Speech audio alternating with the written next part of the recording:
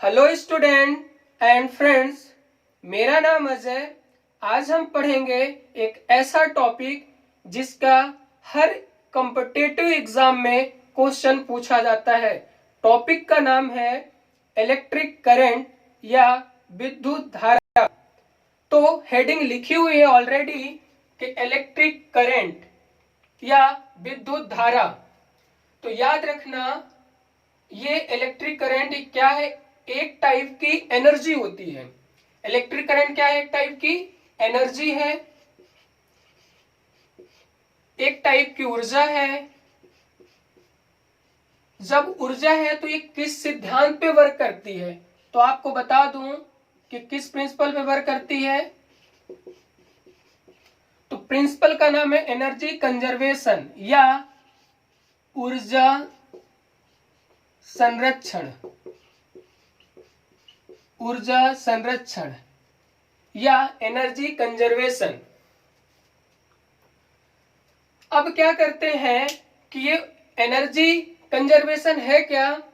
तो energy conservation यानी ऊर्जा संरक्षण का नियम यह कहता है कि ऊर्जा को ना तो हम उत्पन्न कर सकते हैं, ना ही ऊर्जा को नष्ट कर सकते हैं। इसे केवल एक रूप से दूसरे रूप में बदल सकते हैं।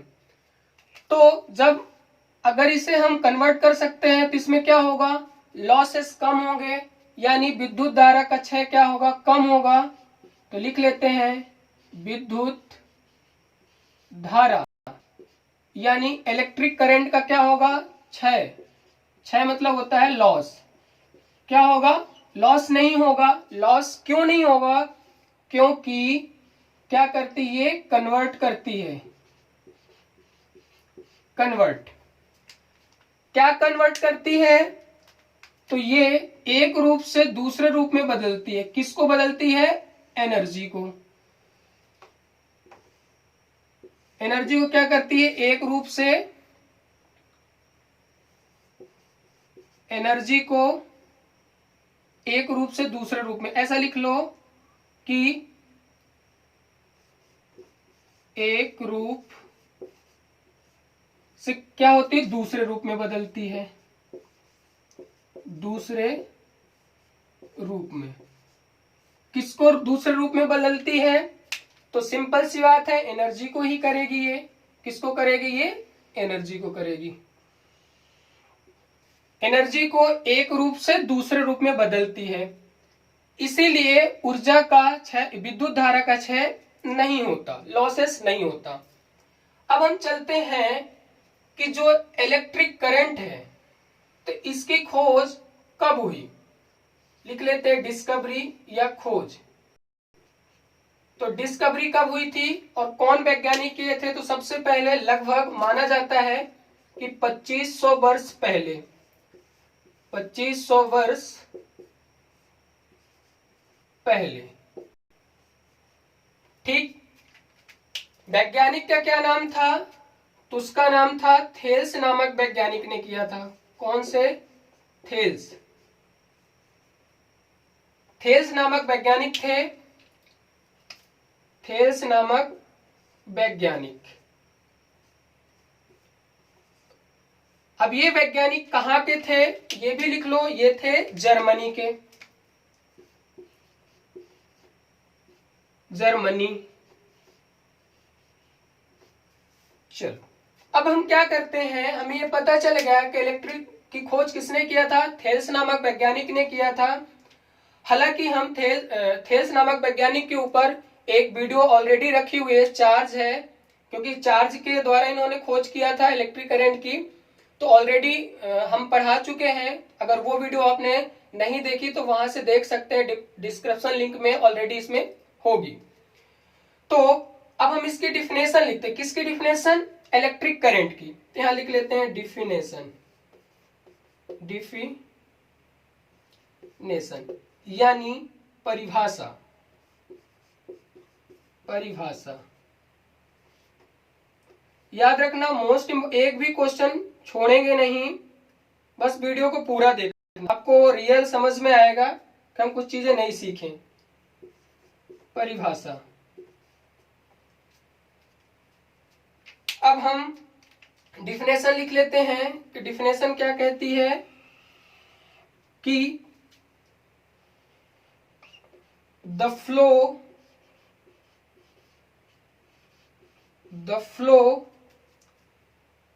ऑफ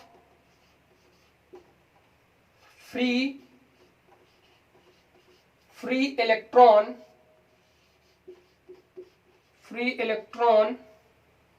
electrons या अथवा कर सकते हैं और चार्ज, फ्री इलेक्ट्रॉन्स या charge in a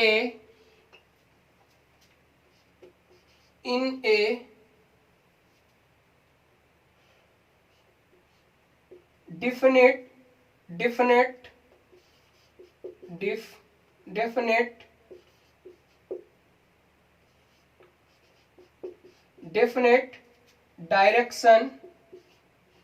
direction is called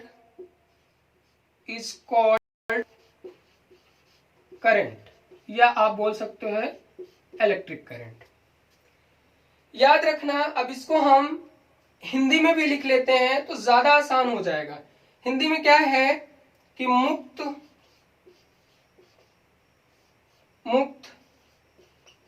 electron, अथवा ये पूरे इलेक्ट्रॉन शॉर्ट में लिख दिया, अथवा आवेश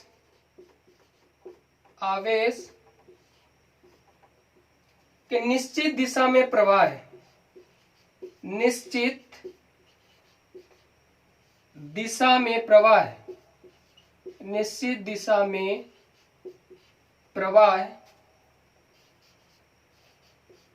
प्रवाह क्या कहलाता है?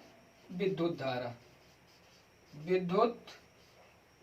धारा यानी इलेक्ट्रिक करंट, विद्युत धारा कहते हैं। तो याद रखना, ये तो डिफिनेशन हुई। अब हम इसे डायग्राम के द्वारा समझते हैं। बहुत अच्छा डायग्राम, आसानी से डायग्राम के द्वारा समझ में आ जाएगा। तो ध्यान देना, यहां पे मान लेते हैं एक कंडक्टर बना देते हैं।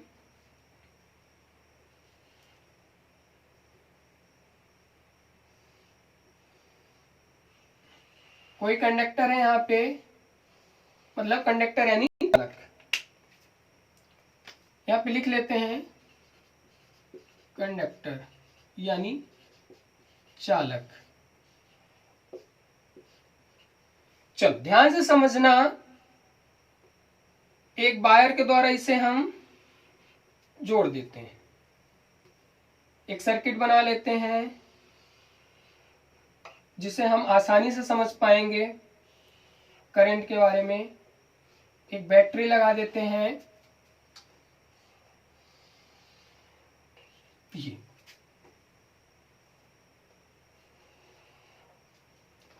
चलो ध्यान से समझना, ये एक प्लस होता है और एक साइड माइनस होता है। ये बैटरी है V, तो एक साइड प्लस और एक माइनस। यहाँ पे करंट की डायरेक्शन है और यहाँ पे ये माइनस है। ये लिख लेते हैं, ये करंट है I। हम करंट को किससे डिनोट करते हैं? I से डिनोट करते हैं। तो याद रखना, इसमें क्या है, फ्री इलेक्ट्रॉन इसमें मूव करते हैं। फ्री इलेक्ट्रॉन्स यानी ये फ्री इलेक्ट्रॉन, याद रखना हमेशा इलेक्ट्रॉन क्या होते हैं, कहां मूव होते हैं, किस डायरेक्शन पे? तो आप याद रखना, ये निगेटिव टर्मिनल से कहां पे जाते हैं? पॉजिटिव टर्मिनल की तरफ। तो इलेक्ट्रॉन का मैं यहाँ पे E बनाया देता हूं, इलेक्ट्रॉन का E सिंबल होता है। तो इलेक्ट्रॉन फ्लो कैसे होते हैं? Flow of electron negative terminal से पॉजिटिव टर्मिनल की तरफ। तो हम इस चीज को लिख लेते हैं तो ज्यादा समझ में आएगा, जैसे नोट डाल के नोट, क्योंकि क्वेश्चन पूछा जाता है कि इलेक्ट्रॉन की डायरेक्शन कहां होती है। तो मैं यहाँ पे लिखे देता हूं, इलेक्ट्रॉन की direction positive terminal to negative terminal, लिख देते हैं पॉजिटिव यानी धनात्मक, positive terminal to negative terminal, negative terminal. तो पॉजिटिव टर्मिनल को हम किससे डिनोट करते हैं? प्लस से, टू नेगेटिव टर्मिनल को हम माइनस से डिनोट करते हैं। तो ये पहला पॉइंट क्या हुआ? पहला पॉइंट ये हुआ कि जो इलेक्ट्रॉन का प्रवाह होता है वो निगेटिव टर्मिनल से पॉजिटिव टर्मिनल की तरफ होता है। अगर करंट की बात करें तो करंट हमेशा कैसी चलती है?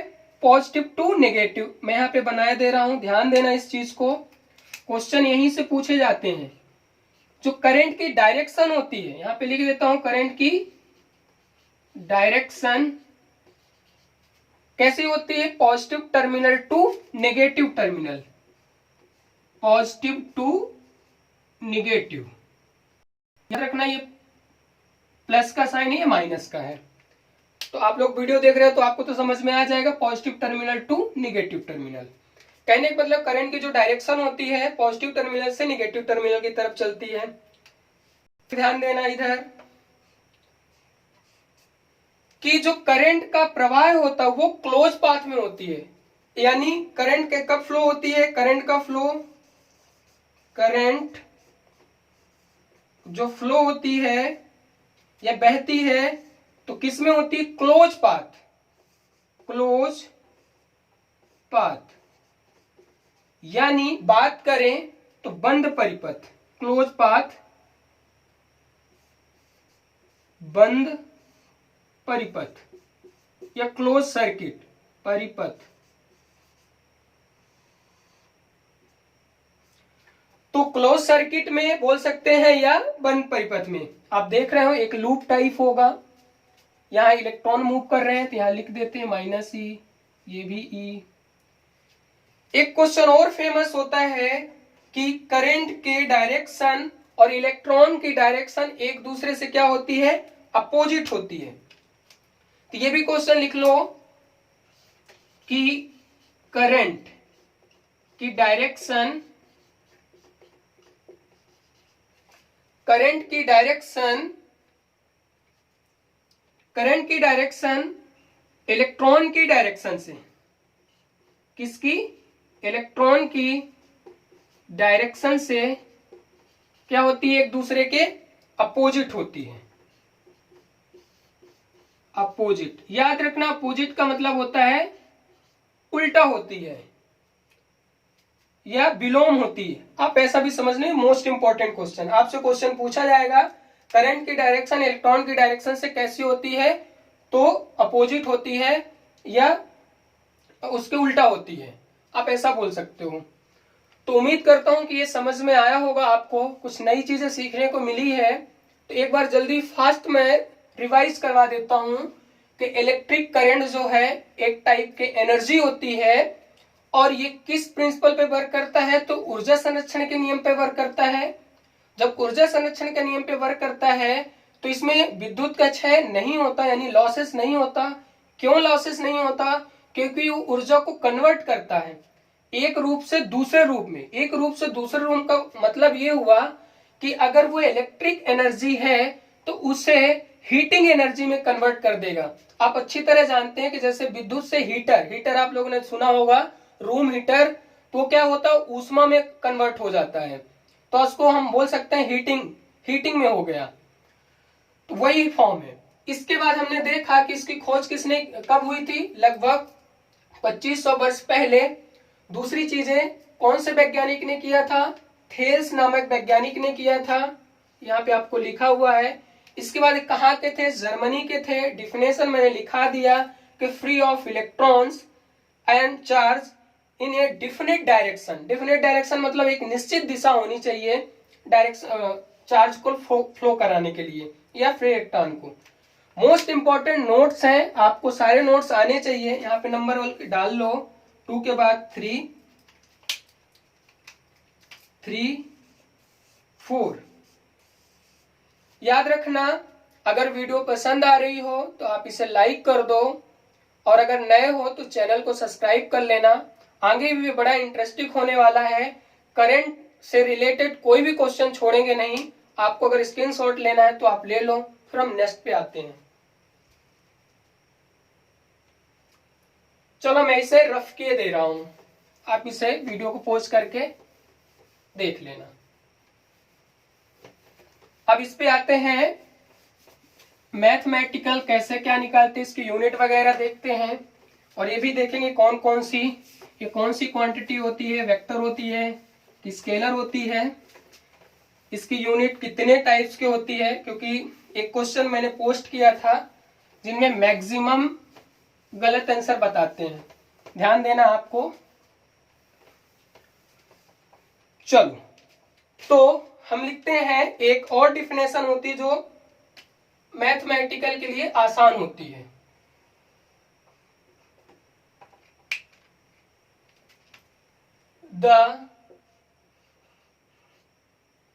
the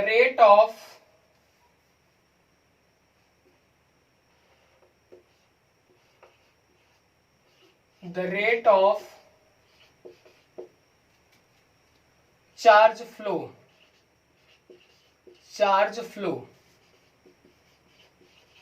is called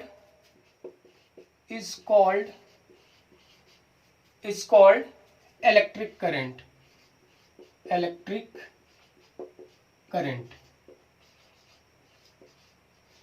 आप दोनों डिफिनेशन लिख सकते हो।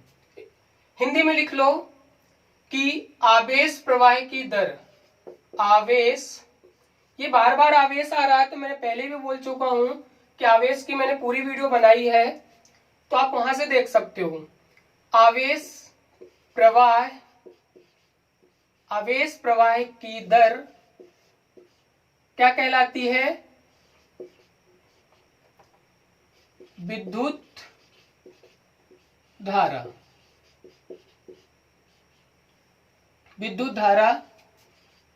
कहलाती है। ध्यान से समझना। तो विद्युत धारा लिख लेते हैं कि विद्युत धारा यानी इलेक्ट्रिक करंट, इसको हम I से डिनोट करते हैं। I से डिनोट करने के बाद हमें बोला कि रेट होना चाहिए किसका? आवेश। तो आवेश को हम क्या बोलते हैं? चार्ज अपॉन टाइम यानी समय यानी टाइम। चलो अब ध्यान से देखना, इसका मैथमेटिकल फार्मूला हम कैसे लिख सकते हैं, अथवा करके आप लिख लेना, I equal to Q upon T। कभी कभी ऐसा पूछा जाता है। तो ये हमारा क्या हो गया? मैथमेटिकल फार्मूला हो गया। आप इसे बॉक्स में बंद कर लो। चलो नेक्स्ट, अब हम देखते हैं कि इसकी यूनिट क्या होती है। तो यूनिट देख लेते हैं। तो यूनिट यानी मात्रक, तो याद रखना इसकी जो यूनिट होती है वो सबसे पहली फेमस यूनिट है जो सबको पता है, एम्पियर।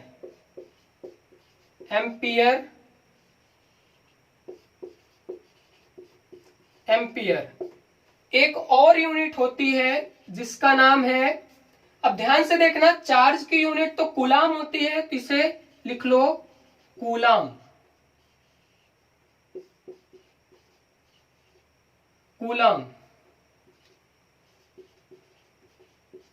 कूलाम पर क्या होती है? समय का क्या, देखो आवेश का क्या होगा? कूलाम, और समय का क्या हो गया?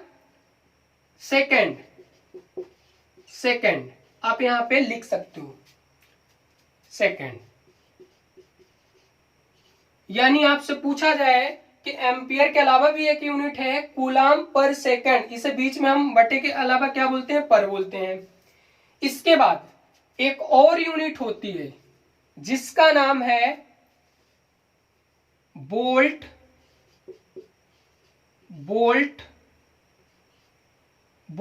पर ओम। वोल्ट पर ओम क्यों होती है, तो यहां हम इंग्लिश में भी लिखे देते, ऐसा लिख लो तो आपको इंग्लिश में भी आसानी होगी। वोल्ट पर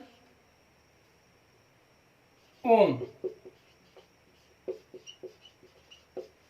ये कैसे यूनिट आई वोल्ट पर ओम, तो आपको पता होगा अकॉर्डिंग टू ओम्स लॉ।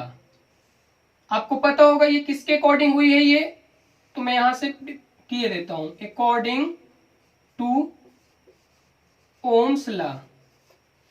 हालांकि ओम्स लॉ भी हमने पढ़ाया है, तो आप वहां से जाके देख सकते हो। तो ओम्स लॉ क्या कहता है, आपको सबको पता होगा कि V बराबर आई आर।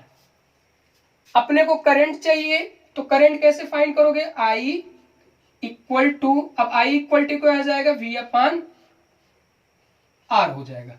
अब सबको पता है V क्या होता है, वोल्टेज को डिनोट करता है कि, तो यहां से भी एक जो यूनिट आ जाती है वो हो जाती है वोल्ट पर ओम। तो याद रखना कि तीनों यूनिट होती हैं। मैं बार बार बोलता हूं कि क्या है कि विद्युत धारा की 3 यूनिट होती है, एक एम्पियर हो गया, एक कूलाम पर सेकंड हो गया, दूसरा वोल्ट पर ओम हुआ। वोल्ट पर ओम हुआ कैसे हुआ, हमने आपको यहाँ पे प्रूव करके दिखा दिया। अब हम चलते हैं तीसरे नंबर पे, जो हम क्या पढ़ेंगे इसमें, ये कौन सी क्वांटिटी होती है, यानी स्केलर होती है वेक्टर। तो ये क्या होती है, स्केलर क्वांटिटी। स्केलर क्वांटिटी यानी ये कौन सी राशि होती है, अदिश राशि। अदिश राशि, अदिश राशि कौन होती है, विद्युत धारा। तो बोलते सर इसकी डायरेक्शन जब फाइंड है तो भैया ये सदिश क्यों नहीं है, तो मैं बता दूं आपको कि ये सदिश क्यों नहीं होती है वेक्टर क्वांटिटी। क्योंकि वेक्टर क्यों नहीं होती है, वेक्टर, बहुत बच्चों को कंफ्यूजन होता है कि वेक्टर यानी सदिश, सदिश क्यों नहीं होती, क्यों नहीं होती। क्योंकि ये इसलिए बता रहा हूं क्योंकि बोलते हैं कि जिसमें डायरेक्शन फाइंड होती है उसको हम क्या बोलते हैं, अदिश राशि, मैग्नीट्यूड ऑफ डायरेक्शन। इसलिए ये नहीं होती क्योंकि ये सम का, अगर मतलब आप बोलोगे तो वेक्टर सम फॉलो नहीं करती। वेक्टर सम यानी सदिश जोड़ के नियम का पालन नहीं करती। सदिश जोड़ के नियम का पालन नहीं करती, पालन नहीं करती। ठीक, तो वेक्टर सम का ये क्या करती है, फॉलो नहीं करती। इस वजह से अब ये वेक्टर सम क्या होता है ये भी थोड़ा सा समझ लो तो ज्यादा बेहतर होगा। मान के चलो स्केलर अगर है, स्केलर के लिए, स्केलर के लिए स्केलर क्वांटिटी, तो स्केलर में क्या होगा, अगर करंट ऐसा है जैसे I इक्वल टू 2 और current 1 plus I1 plus I2, अगर मान लेते हैं कि I की वैल्यू 5 है प्लस I2 की वैल्यू 5 है, तो इसका डायरेक्ट मान क्या हो जाएगा, I का 10 हो जाएगा। पर याद रखना ऐसा वेक्टर में नहीं होता। वेक्टर में क्या होता है, अगर ये I है, I इक्वल टू अगर I1 प्लस I2 है, तो कभी भी अगर I का मान 5 है प्लस और I2 का मान भी 5 है, तो वेक्टर में कभी नहीं होगा कि इसका मान हमेशा 10 हो। इसका मान जैसे समझ लेते हैं, एक वेक्टर में बना देता हूं, जैसे यहां पे वोल्टेज हुआ, अगर यहां करंट का मान, नीचे भी करंट है, इधर 5 है, इधर भी 5 एम्पियर है, तो क्या हो जाए, कैंसिल आउट होकर के इसका मान 0 हो जाता है। ये आप लोगों को समझ में नहीं आएगा, बट फिर भी आप लोग समझ लो कि क्यों ये सदिश राशि नहीं होती है। इसलिए क्योंकि वेक्टर का ये सम का फॉलो नहीं करती। यहाँ पे 0 होगा, यहाँ पे 10 है, मतलब जितना रहेगा, इसलिए ये इसकी राशि क्या हो जाती है, अदिश राशि हो जाती है। तो उम्मीद करता हूं कि पूरी वीडियो समझ में आई होगी। यूनिट 3 होती है, एम्पियर होती है, कूलम पर सेकंड हो रहा है और वोल्ट पर ओम हो रहा है। क्यों हो रहा है मैंने आपको बता दिया। अगर आपको समझ में आया तो आप दोबारा इस वीडियो को देख सकते हैं। अब हम चलेंगे नेक्स्ट, और भी इसके कुछ क्वेश्चन इंपॉर्टेंट है तो उसको भी देख लेते हैं। आप स्क्रीनशॉट लेना चाहो तो ले सकते हो, हम इसे रफ किए दे रहे हैं। चलो और देखते हैं, कुछ इंटरेस्टिंग चीजें और भी हैं। मैं पहले भी बोला, ये वीडियो को आप पूरा देखना, आपको कुछ नई चीजें जरूर मिलेगी। चलो नेक्स्ट चीज देखते हैं, इसमें क्या है कि अब क्या बचा कि अगर इसकी जो स्पीड कितनी होती है, मतलब करंट की स्पीड कितनी होती है, अगर आपसे पूछा जाए कि करंट स्पीड या स्पीड ऑफ करंट, करंट की स्पीड कितनी होती है, तो आपको बता दूं कि करंट की स्पीड होती है 3 × 10⁸ मीटर पर सेकेंड। याद रखना स्पीड की यूनिट होती है मीटर पर सेकेंड। अगर इसी को पूछ लिया जाए किलो में, किलोमीटर में पूछ लिया जाए तो 3 × 10⁻, क्या हो जाएगा, 5 हो जाएगा, 3 कम कर देना, किलोमीटर पर सेकेंड। ये दोनों सेम है। या मैं अथवा कर लूं, अथवा लिख देता हूं ताकि आप लोगों को समझ में आए। इसके बाद मैं आपको बता दूं कि ये जो मान है ये किसका मान है, आप लोगों को बता देता हूं। ये लाइट की स्पीड होती है, speed of light, speed of light यानी प्रकाश की चाल, प्रकाश की चाल। तो आपको बता दूं कि जो करंट की स्पीड है किसके इक्वल होती है, प्रकाश की चाल के इक्वल होती है। ठीक है, आपको समझ में आ गया होगा कि करंट की चाल जो होती है प्रकाश की चाल के बराबर होती है।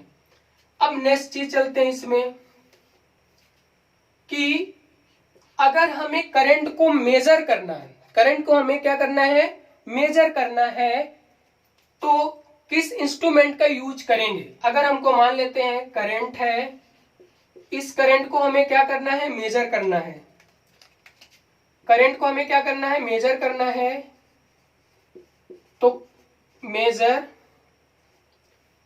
या मेजरमेंट, अगर हमें करंट को मेजरमेंट करना है तो एक इक्विपमेंट का यूज किया जाता है। वो इक्विपमेंट या इंस्ट्रूमेंट बोल सकते हो, इंस्ट्रूमेंट।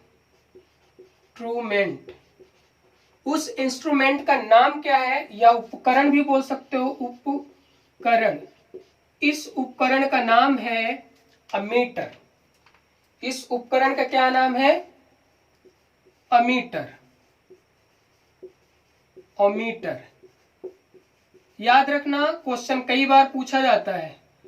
अब अमीटर को सर्किट में हम कैसे लगाते हैं ये भी देख लो कि अमीटर को हम सर्किट में यानी परिपथ में, शॉर्ट में लिख रहा हूं सर्किट, परिपथ, परिपथ में हम कैसे कनेक्शन करते हैं, या परिपथ में संयोजन लिख लेता हूं, संयोजन कैसे करते हैं, मोस्ट इंपॉर्टेंट क्वेश्चन है।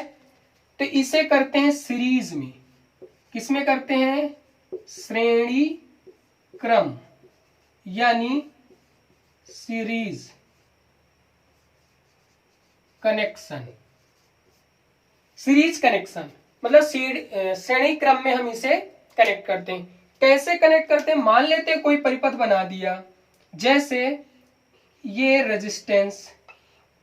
अब हमको इसका मेजर करना है तो यहाँ पे हमें अमीटर लगा देते हैं, ऐसे समझ लेते हैं। यहाँ पे हमने अमीटर लगा दिया, ये कनेक्शन हो गया। ये क्या हो जाएगा, वोल्टेज बैटरी लगा दो या सेल लगा दो, कुछ भी, एक प्लस ये माइनस, यहां से करंट आई। तो इसको मेजर करने के लिए ये क्या हो गया, अमीटर हो गया। यहाँ पे नाम भी लिख लो अमीटर। ये क्या है इसका अमीटर। ऐसे कनेक्शन किया जाता है। इसके बाद और हम देखते हैं इसे हम किससे रिप्रेजेंट करते हैं। हमने बता दिया इसे हम किससे करते हैं, आई से करते हैं। इसे हम किससे रिप्रेजेंट करते हैं, आई से। प्रदर्शित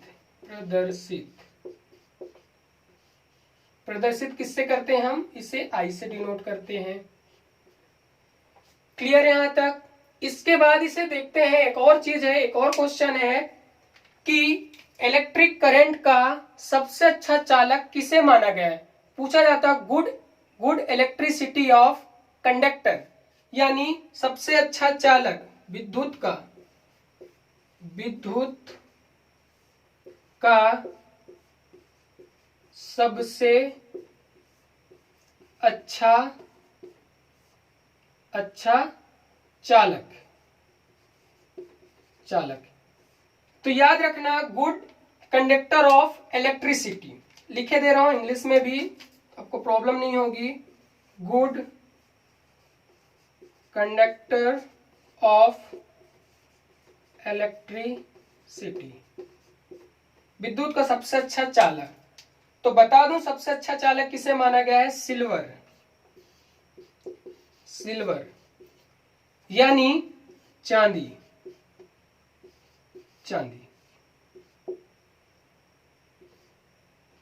ठीक, तो उम्मीद करता हूं कि आपको बहुत अच्छा लगा होगा और कुछ नई चीजें आपको सीखने को मिली होगी विद्युत धारा से रिलेटेड। तो आज के लिए इतना ही। अगर आपको और भी ऐसी वीडियो देखनी है तो हमारे प्लेलिस्ट पे जाके, इस चैनल के प्लेलिस्ट पे जाके आप वहां से देख सकते हैं। हालांकि ITI के भी कोर्सेज यहाँ पे चलते हैं, लेक्चर चलते हैं, तो आप उन कोर्सों को भी देख सकते हैं, उन वीडियो को भी देख सकते हैं। अगर वीडियो पसंद आई हो तो वीडियो को लाइक कर दो और शेयर कर दो। Thank you.